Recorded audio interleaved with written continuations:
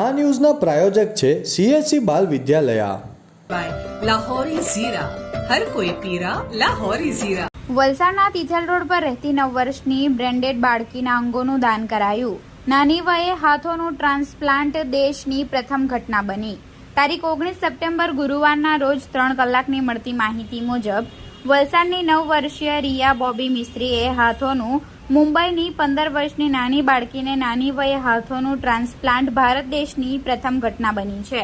સરદાર heights ખાતે રહેતી 9 વર્ષની રિયાને તારીખ 13મીના રોજ સાંજે ઉલટી થતા તબિયત લથડી હતી, જેને હોસ્પિટલ લઈ જવાઈ હતી. અન્ય હોસ્પિટલમાં લઈ જતા બ્રેઇન હેમરેજનું નિદાન થતા સુરત લઈ જવામાં આવી હતી, જ્યાં તારીખ 16મીએ રિયાને ડોક્ટરોએ બ્રેઇન ડેડ જાહેર કરી હતી. રિયાના પાલક માતા ડોક્ટર ઉષા બેન મૈસુરી હતા. તેમણે રિયાના માતા પિતાને અંગદાન માટે સમજ આપતા તેઓ સંમતિ આપી હતી અને રિયાના અંગોનું દાન થકી 7 વ્યક્તિઓને નવું જીવનદાન મળ્યું છે.